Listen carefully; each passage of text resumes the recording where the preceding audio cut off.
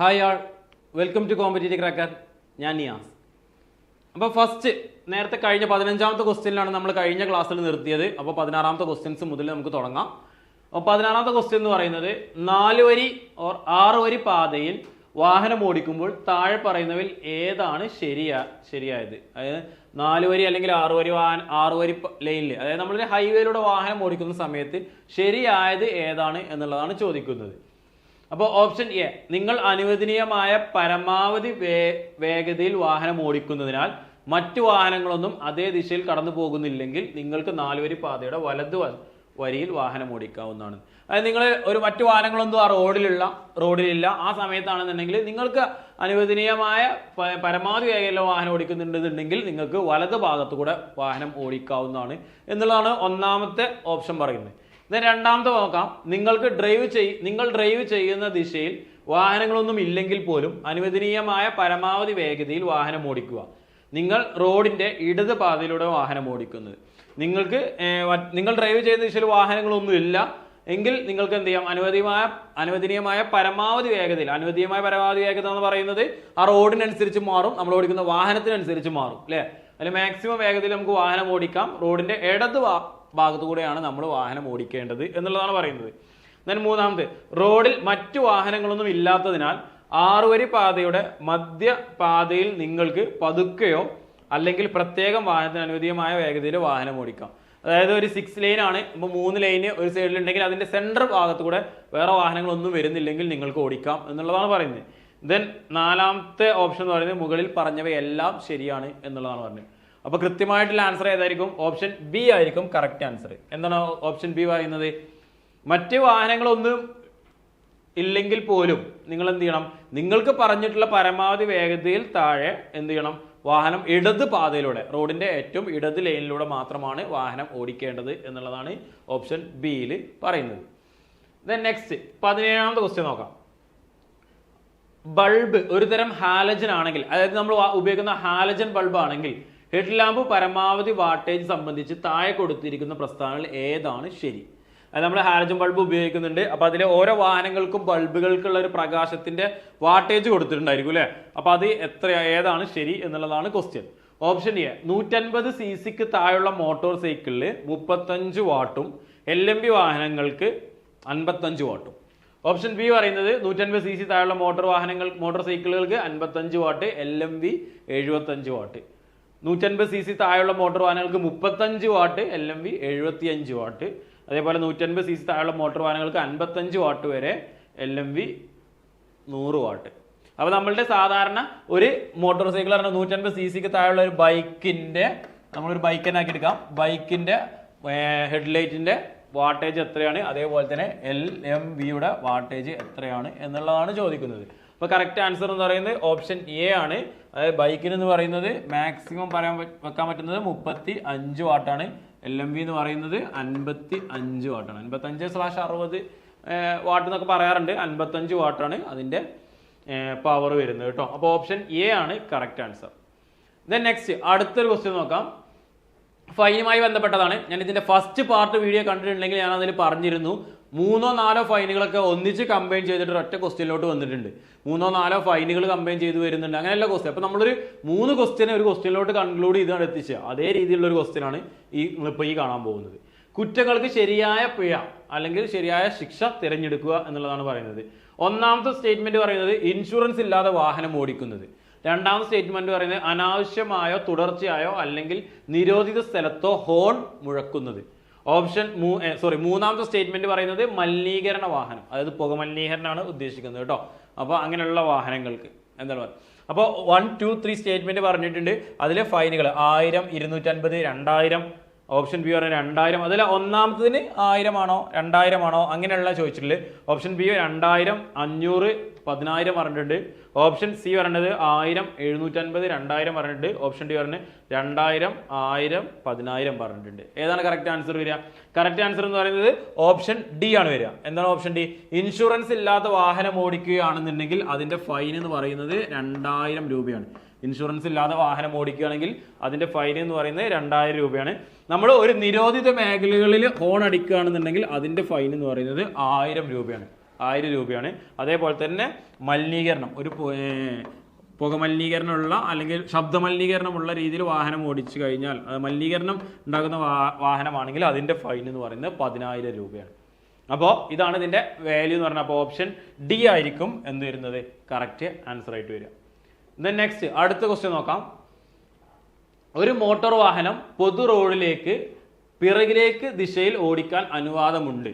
ഒരു വാഹനം പൊതു റോഡിൽ കേട്ടോ, പൊതു റോഡിലേക്ക് നല്ല പൊതു റോഡിൽ പിറകിലേക്ക് ഓടിക്കാൻ അനുവാദമുണ്ട് എന്നുള്ളതാണ്. ഓപ്ഷൻ എ, എതിരെ വരുന്ന ട്രാഫിക് നിർത്താൻ നിങ്ങളെ സഹായിക്കുന്ന ഒരു അറ്റൻഡർ ഉണ്ട്.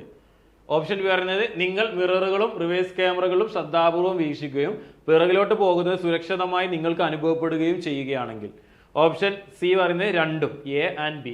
ഓപ്ഷൻ ഡി, പിറകിലോട്ട് പോകരുത്, അനുവദനീയമല്ല. അപ്പൊ ഒന്നാമത് എന്താ പറഞ്ഞത്, നിങ്ങൾക്കൊരു വാഹനം ബാക്കിലോട്ട് ഓടിക്കാൻ നിങ്ങളുടെ വാഹനത്തെ ബാക്കിൽ വരുന്ന വാഹനങ്ങളെ നിർത്താൻ ഒരു ട്രാഫിക് അറ്റൻഡർ ഉണ്ട് എന്നുണ്ടെങ്കിൽ നിങ്ങൾക്ക് വാഹനം പിറകോട്ട് ഓടിക്കാം എന്നുള്ള പറയുന്നത്.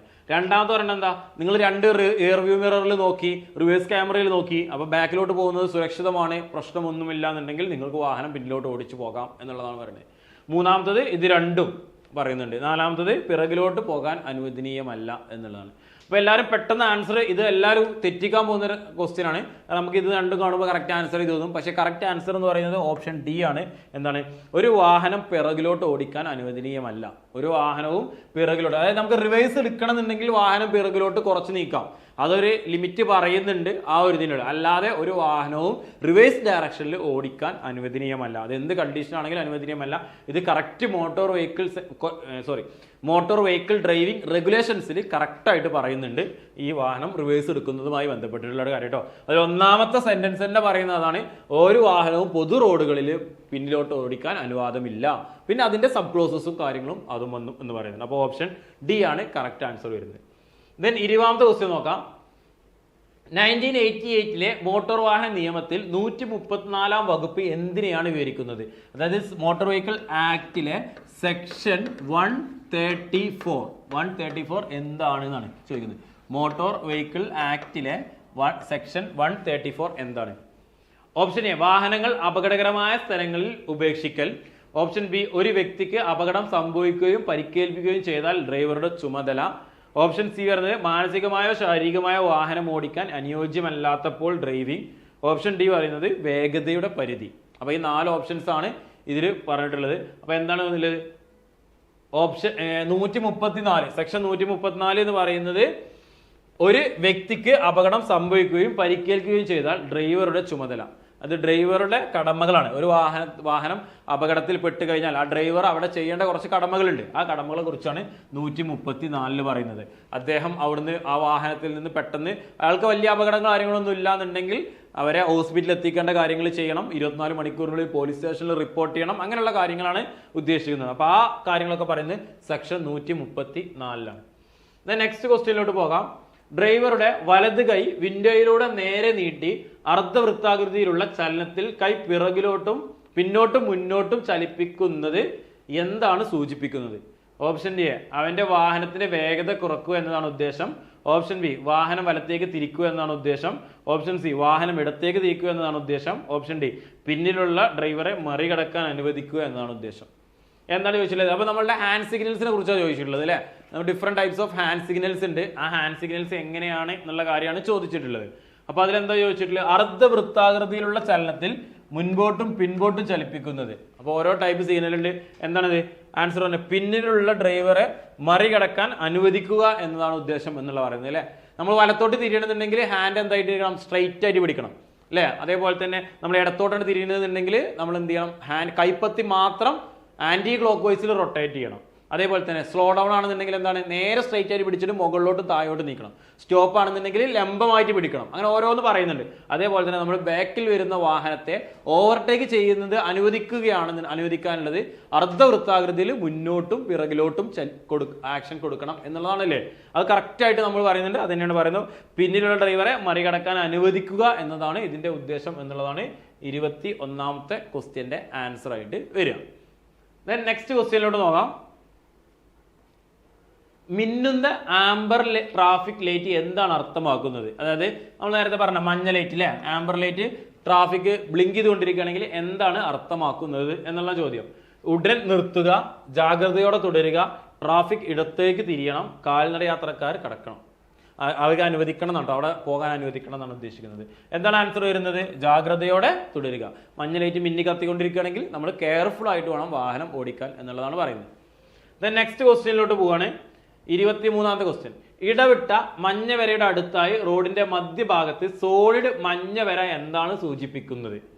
ഓവർടേക്കിംഗ് ചെയ്യുന്നത് ഇരുവശത്തു നിന്നും നിരോധിച്ചിരിക്കുന്നു. ഓപ്ഷൻ എ പറയുന്നത്. ഓപ്ഷൻ ബി പറയുന്നത് തകർന്ന ലൈനുള്ള വശത്ത് നിന്ന് മാത്രമേ ഓവർടേക്കിംഗ് അനുവദനീയമാണ്. തകർന്ന ലൈൻ എന്ന് പറഞ്ഞാൽ ഇടവിട്ട ലൈൻ എന്നാണ് ഓദ്ദേശിക്കുന്നത്. ദെൻ ഓപ്ഷൻ സി പറയുന്നത് രണ്ട് ദിശകളിലും ഓവർടേക്കിംഗ് അനുവദനീയമാണ്. ഓപ്ഷൻ ഡി പറയുന്നത് ഇരുവശത്തും നിർത്തുകയോ പാർക്കുകയോ ചെയ്യരുത്. അപ്പൊ എന്താ വെച്ചാല്, അപ്പൊ നമ്മളൊരു ഒരു റോഡ് ഉണ്ട്, ആ റോഡിൽ എന്ത് ചെയ്യുന്നുണ്ട്, ഒരു മഞ്ഞ ലൈന് സ്ട്രൈറ്റ് ആയിട്ട് സെന്ററിൽ പോയിക്കൊണ്ടിരിക്കുന്നുണ്ട്. ഒരു ഭാഗത്ത് എന്ത് ചെയ്യുന്നുണ്ട്, സോൾ ലൈനുണ്ട്, ഒരു ഭാഗത്ത് ഇടവിട്ട ലൈൻസും ഉണ്ട്. അപ്പൊ അങ്ങനെയാണെന്നുണ്ടെങ്കിൽ എന്താണ് ഉദ്ദേശിക്കുന്നത്, ഇടവിട്ട ലൈൻസ് ഉള്ള വശത്ത് നിന്നും ഓവർടേക്ക് അനുവദനീയമാണ്. അപ്പൊ നമുക്ക് ഈ വശത്ത് വാഹനം ഓടിക്കുന്ന സമയത്ത് ഓവർടേക്ക് ചെയ്യണമെന്നുണ്ടെങ്കിൽ ഇങ്ങനെ കയറി ഓവർടേക്ക് ചെയ്യാം അല്ലെ. പക്ഷെ ഈ ഭാഗത്ത് നിന്ന് വാഹനം ഓടിച്ചു വരുന്ന ഒരാൾക്ക് ഇങ്ങനെ ഓവർടേക്ക് ചെയ്യാൻ പറ്റുമോ? ഇത് തെറ്റാണ്. നമുക്ക് ഇങ്ങനെ വേണമെന്നുണ്ടെങ്കിൽ ചെയ്യാം. അതായത് അത് നമുക്ക് ചില കർവുള്ള ഏരിയകളിലായിരിക്കും ഇത് സൂചിപ്പിച്ചിട്ടുണ്ടായിരിക്കുക. അപ്പൊ അതാണ് ഈ ഒരു ഇടവിട്ട ലൈനും അതേപോലെ തന്നെ സോളിഡ് ലൈനും തമ്മിലുള്ള വ്യത്യാസം. അപ്പോൾ ഓപ്ഷൻ ബി ആയിരിക്കും ഇതിന്റെ കറക്റ്റ് ആൻസർ. ദെൻ അടുത്ത ക്വസ്റ്റ്യൻ. ചുവന്ന ബോർഡറും ഉള്ളിൽ ചുവന്ന ചെരിഞ്ഞ ബാറുകളുമുള്ള നീല വൃത്താകൃതിയിലുള്ള റോഡ് അടയാളം സാധാരണയായി സൂചിപ്പിക്കുന്നത്. ഇത് ചെറിയൊരു ഡൗട്ട് കൺഫ്യൂഷൻ വരും എല്ലാവർക്കും. നീല കളർ ആണെന്നുണ്ടെങ്കിൽ വൈറ്റ് കളറല്ലേ അവിടെ വരിക എന്നുള്ള ഡൗട്ട് വരും. ജസ്റ്റ് ഒന്ന് നോക്കിയാൽ മതി. പക്ഷേ PSCയുടെ ക്വസ്റ്റ്യൻ ഇങ്ങനെ ആയിരുന്നു വന്നത്, അതുകൊണ്ട് തന്നെയാണ് ഇങ്ങനെ ഞാൻ ഉൾപ്പെടുത്തിയില്ല കേട്ടോ. ഓവർടേക്കിംഗ് സോൺ അല്ല, വാഹനങ്ങൾക്ക് പ്രവേശനമില്ല, നിർത്തുകയോ നിൽക്കുകയോ ചെയ്യരുത്, വേഗത പരിധി മേഖല എന്നാണ്. എന്താണ് സിമ്പിളായിട്ട് ചിന്തിച്ചാൽ മതി. ചുവന്ന ബോർഡറും ഉള്ളിൽ ചുവന്ന ചെരിഞ്ഞ ബാറുകളും. ചുവന്ന ബോർഡർ പറഞ്ഞാൽ ഇങ്ങനെ റൗണ്ട് വരുന്ന ചെരിഞ്ഞ രണ്ട് ബാറുകൾ എന്ന് പറഞ്ഞത് ഇങ്ങനെയാണ് ഉദ്ദേശിക്കുന്നത്. ഇങ്ങനെയാണെന്നുണ്ടെങ്കിൽ ആൻസർ എന്താണ് വരുന്നത്? നിർത്തുകയോ നിൽക്കുകയോ ചെയ്യരുത്. No parking and no stopping area ആണ് ഉദ്ദേശിക്കുന്നത് കേട്ടോ. No parking and no stopping area. Next അടുത്ത ക്വസ്റ്റ്യൻ നോക്കാം. കേരളത്തിലെ നഗരപരിധികൾ റോഡിൽ പാസഞ്ചർ വാഹനങ്ങൾക്ക് അനുവദനീയമായ പരമാവധി വേഗത, അതായത് ടൗണിലൂടെയുള്ള പാസഞ്ചർ വെഹിക്കിൾസിന്റെ സ്പീഡ് ലിമിറ്റ് എത്രയെന്നാണ് ചോദിച്ചിട്ടുള്ളത്. 50 km/h, 60 km/h, 80 km/h, 100 km/h. Answer എന്ന് പറയുന്നത് ഓപ്ഷൻ എ ആണ്. 50 km/h ആണ് എന്ത് വരുന്നത്, സിറ്റി ലിമിറ്റിലുള്ള വാഹനങ്ങളുടെ പരമാവധി, പാസഞ്ചർ വാഹനങ്ങളുടെ പരമാവധി വേഗത എന്ന് പറയുന്നത്. Next question. റോഡുകളിലെ ലൈൻ വീതിയുടെ രൂപകൽപ്പന സംബന്ധിച്ച് മാർഗനിർദ്ദേശം നൽകുന്ന IRC നിലവാരം ഏതാണ്? അതായത് റോഡുകളിലെ ലൈൻ വീതി, അത് നമ്മൾ ഒരു റോഡ് ജോമെട്രിയുമായി ബന്ധപ്പെട്ട ക്വസ്റ്റ്യൻ ആണ്. നമ്മൾ സാധാരണ നമ്മൾ ഡ്രൈവർ എക്സാമുകളിൽ ഇത്രയും കാര്യങ്ങൾ റോഡിന്റെ ജോമെട്രിയുമായി ബന്ധപ്പെട്ടിട്ടുള്ള കാര്യങ്ങൾ ചോദിച്ച് കണ്ടിട്ടില്ല. അതുകൊണ്ട് നമുക്കിത് വലിയൊരു കാര്യമായിട്ട് എടുക്കണ്ട. നോക്കാം. IRC കോഡ് എന്ന് പറയുന്നത് 73 ആണ്. 73 ആയിരിക്കും. ഓപ്ഷൻ എ ആയിരിക്കും കറക്റ്റ് ആൻസർ. നമ്മുടെ സിലബസിൽ റോഡ് ജോമെട്രി പറയുന്നുണ്ടെങ്കിൽ നമുക്ക് എന്ത് ചെയ്യാൻ പറ്റും, അത് ഉൾപ്പെടുത്താം. ഇത് റോഡ് ജോമെട്രി എന്ന് വന്നൊരു ഭാഗമാണ്. ഇൻസ്ട്രക്ടർ എക്സാം ആയതുകൊണ്ടാണ് ഇങ്ങനെ വന്നത് കേട്ടോ. നെക്സ്റ്റ് അടുത്ത ക്വസ്റ്റ്യന്. സുഗമമായ ഗതാഗതം സുഗമമാക്കുന്നതിനും കവലകളിലെ കാലതാമസം കുറക്കുന്നതിനുമായി രൂപകൽപ്പന ചെയ്തിരിക്കുന്ന ജംഗ്ഷൻ ഏതാണ്? Option A round about, option B T junction, option C cross road junction, option D staggered junction. അപ്പൊ 4 ഓപ്ഷൻസ് ആണ് കൊടുത്തിട്ടുള്ളത്. ഏതാണെന്ന് വെച്ചാൽ നമ്മൾ റോഡിൽ കൂടുതൽ ബ്ലോക്ക് ഒന്നും ഇല്ലാതെ പെട്ടെന്ന് കടന്നു പോകാൻ വേണ്ടിയിട്ട് നമ്മൾ സാധാരണ എന്താ ചെയ്യാറുള്ളത്, ട്രാഫിക് കോംപ്ലിക്കേഷൻ കുറക്കാൻ വേണ്ടിയിട്ട് നമ്മൾ ചെയ്യാറുള്ള അപ്പോൾ എന്താണ്, ഓപ്ഷൻ എ ആണ് അല്ലേ, റൗണ്ട് അബൌട്ട് ആണ്. അപ്പോൾ 4 റോഡുകൾ തമ്മിൽ ഇങ്ങനെ കൂടി വരുന്നുണ്ട് എന്നുണ്ടെങ്കിൽ അവിടെ നമ്മൾ എന്ത് ചെയ്യും, ഒരു റൗണ്ട് അബൌട്ട് ക്രിയേറ്റ് ചെയ്യും. അപ്പോൾ നമുക്ക് ആ വാഹനങ്ങൾക്ക് ചുറ്റി പോകാൻ പറ്റുന്ന രീതിയിൽ റൗണ്ട് അബൌട്ട് ക്രിയേറ്റ് ചെയ്യും. അപ്പോൾ അതാണ് കറക്റ്റ് ആൻസർ എന്ന് പറയുന്നത് ഓപ്ഷൻ എ റൗണ്ട് അബൌട്ട് ആണ്. ദെൻ 28ാമത്തെ ക്വസ്റ്റ്യന്. റോഡ് രൂപകൽപ്പനയുടെ പശ്ചാത്തലത്തിൽ ബൈപ്പാസിന്റെ പ്രാഥമിക പ്രവർത്തനം ഏതാണ്? എന്തിനാണ് നമ്മൾ റോഡ് ജോമെട്രിയുമായി ബന്ധപ്പെട്ട മറ്റൊരു ക്വസ്റ്റ്യൻ, പക്ഷേ ഇത് എല്ലാവർക്കും ആൻസർ ചെയ്യാൻ പറ്റുന്ന ക്വസ്റ്റ്യൻ ആണ്. അതായത് എന്തിനു വേണ്ടിയാണ് നമ്മൾ ബൈപ്പാസ് കൊടുത്തിട്ടുള്ളത് എന്നാണ് ചോദ്യം. അപ്പോൾ ഓപ്ഷൻ എ മനോഹരമായ റൂട്ട് നൽകുന്നതിന്, ഓപ്ഷൻ ബി തിരക്കേറിയ നഗരപ്രദേശങ്ങളിൽ നിന്ന് ഗതാഗതം തിരിച്ചുവിടുന്നതിന് വേണ്ടി, ഓപ്ഷൻ സി പ്രാദേശിക ഗതാഗതം സുഗമമാക്കുന്നതിന്, ഓപ്ഷൻ ഡി 2 ഹൈവേകൾ തമ്മിൽ ബന്ധിപ്പിക്കുന്നതിന്. എന്തിനാണ് ബൈപ്പാസ്?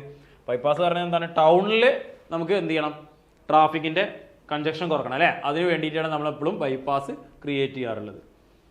അപ്പോൾ നെക്സ്റ്റ് ക്വസ്റ്റ്യനിലോട്ട് പോവാണ്. 80 കിലോമീറ്റർ മണിക്കൂറിൽ വേഗത രൂപകൽപ്പന ചെയ്ത റോഡ് ജംഗ്ഷനിലെ ലംബമായ വളവിന് ശുപാർശ ചെയ്യുന്ന ഏറ്റവും കുറഞ്ഞ കാഴ്ച ദൂരം, സൈഡ് ഡിസ്റ്റൻസ് ഏതാണെന്നാണ്. ഇതും റോഡ് ജോമെട്രിയുമായി ബന്ധപ്പെട്ട ക്വസ്റ്റ്യൻ ആണ്. റോഡ് ജോമെട്രി ചോദിക്കുകയാണെന്നുണ്ടെങ്കിൽ സൈഡ് ഡിസ്റ്റൻസ് നമ്മൾ പഠിക്കുന്നത് നല്ലതാണ്, നമുക്ക് അറിഞ്ഞിരിക്കണം നല്ലതാണ്. സൈഡ് ഡിസ്റ്റൻസ് എന്ന് പറയുന്നത് അത് നമുക്ക് രണ്ട് വളവുകളിലോ അല്ലെങ്കിൽ ഒരു കയറ്റം ഇറക്കമൊക്കെ ഉണ്ടെന്നുണ്ടെങ്കിൽ അവിടെ വരുന്ന നമുക്ക് കാണാവുന്ന അല്ല മാക്സിമം ഇത്ര സ്പീഡിൽ വാഹനം ഓടിച്ചു വരുമ്പോൾ കാണാവുന്ന സ്പീഡൊക്കെ നോക്കിയിട്ടാണ് നമ്മൾ റോഡ് ഡിസൈൻ ചെയ്യുന്നതും കർവുകൾ ഡിസൈൻ ചെയ്യുകയൊക്കെ ചെയ്യുന്നത് മാക്സിമം. അപ്പം അതിനാണ് സൈഡ് ഡിസ്റ്റൻസ് ചോദിക്കുന്നത്. ഈ സൈഡ് ഡിസ്റ്റൻസിന്റെ പോലത്തെ അത് നമ്മൾ എത്രയെന്നുള്ളത് അറിഞ്ഞിരിക്കുന്നത് നല്ലതാണ്. അപ്പോൾ 80 കിലോമീറ്റർ ആണ് അവിടെ സ്പീഡ് ലിമിറ്റ് രൂപകൽപ്പന. 80 കിലോമീറ്റർ വരെ വാഹനം പോകാവുന്ന ഒരു റോഡാണെങ്കിൽ അതിന്റെ സൈഡ് ഡിസ്റ്റൻസ് എന്ന് പറയുന്നത് 120 മീറ്റർ ആയിരിക്കും. അതിന്റെ വളവിന്റെ സൈഡ് ഡിസ്റ്റൻസ് ആയിട്ട് നമുക്ക് ആൻസർ ആയിട്ട് വരിക. നെക്സ്റ്റ് ലാസ്റ്റ് ക്വസ്റ്റ്യന്, കേരളത്തിലെ ഒരു മേൽപ്പാലത്തിൽ വാഹനം ഓടിക്കുമ്പോൾ സീറ്റ് ബെൽറ്റ് ധരിക്കാത്തതിന് എന്ത് പിഴയാണ് ഈടാക്കുന്നത്? പ്രത്യേകിച്ച് മേൽപ്പാലം ഒന്നും പറയേണ്ട ആവശ്യമൊന്നുമില്ല, എങ്കിലും നമുക്ക് നോക്കാം. കേരളത്തിൽ സീറ്റ് ബെൽറ്റ് ധരിക്കാതെ വാഹനം ഓടിച്ചാൽ ലഭിക്കുന്ന പിഴയുടെ എമൗണ്ട് ആണ് ചോദിച്ചത്. 500 രൂപ പിഴ, 500 രൂപ പിഴ, 1000 രൂപ പിഴ, ലൈസൻസ് സസ്പെൻഷൻ, തടവ്. എന്താണ് പിഴ ഈടാക്കുന്നത് ചോദിച്ചു. അപ്പോൾ ആൻസർ എന്ന് പറഞ്ഞാൽ ഏതാണ്? ഓപ്ഷൻ എ ആണ്. 500 രൂപയാണ് ഒരാൾക്ക് ഫൈൻ. രണ്ടുപേരും സീറ്റ് ബെൽറ്റ് ഇട്ടില്ലെങ്കിൽ 1000 വരും കേട്ടോ. രണ്ടുപേരും സീറ്റ് ബെൽറ്റ് ഇട്ടില്ലെങ്കിൽ 1000 വരും. ഒരാൾ മാത്രമാണെന്നുണ്ടെങ്കിൽ എന്താണ് 500 രൂപയാണ് ഫൈൻ വരുന്നത്. അപ്പോൾ ഇതാണ് കറക്റ്റ് ആൻസർ, ഓപ്ഷൻ എ. അപ്പോൾ നമ്മളിപ്പോൾ ഒരു ഡ്രൈവറുമായി ബന്ധപ്പെട്ടിട്ടുള്ള ഒരു 30ഓളം ക്വസ്റ്റ്യൻസ് ആണ് നമ്മളിപ്പോൾ ഡിസ്കസ് ചെയ്തത്. നമ്മൾ ഡ്രൈവിംഗിൽ നിന്ന് വരുന്ന 30 ക്വസ്റ്റ്യൻസിലെ 30ഉം ആൻസർ ചെയ്യാൻ കഴിഞ്ഞാൽ നമ്മളുടെ ഏകദേശം കട്ട് ഓഫിന്റെ പകുതിയിലോട്ട് നമുക്ക് എത്താൻ പറ്റും അല്ലേ? കഴിഞ്ഞ തവണയ്ക്ക് വന്നത് 55 മാർക്ക് ഏകദേശം കട്ട് ഓഫ് വരുന്നു. 55 നമുക്ക് ഈ കട്ട് ഓഫ് കൂടുള്ളൂ, എന്തായാലും കുറയലുണ്ടാവില്ല. കാരണം എല്ലാവരും പഠിച്ചുകൊണ്ടിരിക്കുകയാണ്, നമുക്ക് റിസോഴ്സും മെറ്റീരിയൽസും ഒട്ടനവധി കൂടുതലായിട്ട് കിട്ടിക്കൊണ്ടിരിക്കുകയാണ്. അപ്പോൾ നമ്മളെന്ന് പറഞ്ഞാൽ നല്ല രീതിയിൽ പഠിച്ചിട്ടില്ലെങ്കിൽ അപ്പോൾ 60 കട്ട് ഓഫ് നമ്മൾ പ്രതീക്ഷിക്കുകയാണെന്നുണ്ടെങ്കിൽ നമുക്ക് എന്ത് ചെയ്യാൻ പറ്റും? ഒരു 30 മാർക്ക് നമുക്ക് അതിന് 50. അപ്പോൾ ഡ്രൈവിങ്ങിന്റെ ഭാഗങ്ങൾ നിങ്ങൾ കൃത്യമായിട്ട് പഠിക്കുകയാണെന്നുണ്ടെങ്കിൽ നിങ്ങൾക്ക് പകുതി മാർക്ക് അതിൽ നിന്ന് തന്നെ പോയി. നിങ്ങൾ ലിസ്റ്റിൽ ഉൾപ്പെടാനുള്ള പകുതി മാർക്ക് അതിൽ നിന്ന് തന്നെ ബാക്കി പകുതിക്കാണ് നിങ്ങൾ പഠിക്കേണ്ടത്. അപ്പോൾ നിങ്ങൾ ഡ്രൈവിങ്ങിന്റെ ഭാഗങ്ങൾ എന്ന് പറഞ്ഞാൽ നമുക്ക് ഏതൊരാൾക്കും കൃത്യമായിട്ട് അറിയുന്നത്. നിങ്ങളെല്ലാവരും ഹെവി ഡ്രൈവിംഗ് ലൈസൻസ് ഉള്ള ആളുകളായിരിക്കും ഇതിന് അപ്ലൈ ചെയ്യുന്നുണ്ടാകുക. അപ്പോൾ നമ്മൾ വാഹനം ഓടിക്കുന്ന ആളുകളായിരിക്കും. അപ്പോൾ നമുക്ക് ആ വാഹനം ഓടിക്കുന്നതുമായി ബന്ധപ്പെട്ടുള്ള കാര്യങ്ങളെല്ലാം തന്നെ അറിയുന്നതായിരിക്കും. ജസ്റ്റ് ഈ പോയിന്റ്സും ഈ ഫൈനിന്റെ എമൗണ്ടും സെക്ഷനുകളും റൂളുകളും മാത്രം എന്ത് ചെയ്താൽ മതി, നമ്മൾ മനസ്സിലാക്കി വെച്ചാൽ മതി. ബാക്കിയെല്ലാം തന്നെ ക്ലിയർ ആയിരിക്കും. അപ്പോൾ ഡ്രൈവിംഗിന്റെ പുതിയ ബാച്ച്, പോലീസ് കോൺസ്റ്റബിൾ ഡ്രൈവറിന്റെ പുതിയ ബാച്ച് കോമ്പറ്റീറ്റീവ് ക്രാക്കറിൽ സ്റ്റാർട്ട് ചെയ്യുന്നുണ്ട്. അപ്പോൾ കോഴ്സിന്റെ ഡീറ്റെയിൽസും കാര്യങ്ങളും അറിയാൻ വേണ്ടിയിട്ട് നിങ്ങൾ ഞങ്ങളെ നമ്പറിൽ കോൺടാക്ട് ചെയ്യുക. അപ്പോൾ ഇതേപോലെ ഡ്രൈവിംഗുമായി ബന്ധപ്പെട്ടുള്ള മറ്റ് ടോപ്പിക്സുമായിട്ട് നമുക്ക് വീണ്ടും കാണാം. താങ്ക്